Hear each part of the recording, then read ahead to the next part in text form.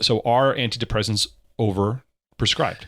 So, well, let's talk about the answer is yes, and I'll show you how I frame this. So, um, God, we use a lot of them. So back in I think it was 2015, I think it was 2018.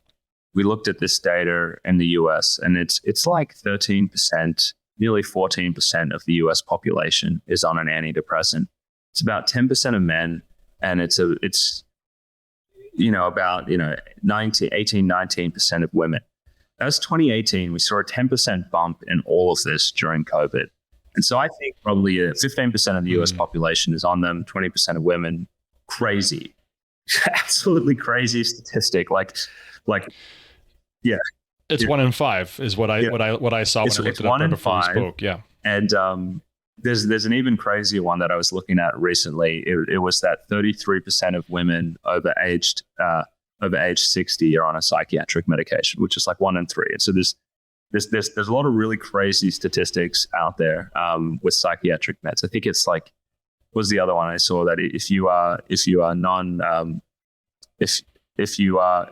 LGBTQ or non-binary, it's like 60%. I think it was if you're trans, if you're transgender, it's like 60% are on it. If you're in the military, 30% of people who come home are on it. And so these drugs are being used by like a lot of people. And so, let's talk about, like, for me, when I look at people who are anxious and depressed, I mean, my take is that it's like 95% of them shouldn't have been put on these drugs in the first place. Like, they should have, and I don't think they would have taken them if they actually had been given informed consent about, yes, they wear off over time. They can cause, horrible sexual dysfunction that doesn't go away. They're not really treating the issue. I think if you just gave informed consent, like, most of them would have been like, no, this doesn't make sense. And so I really only think the people who should be on these drugs are the ones where their doctors and their healthcare providers really gave them non-drug alternatives first and really tried to help them in that way.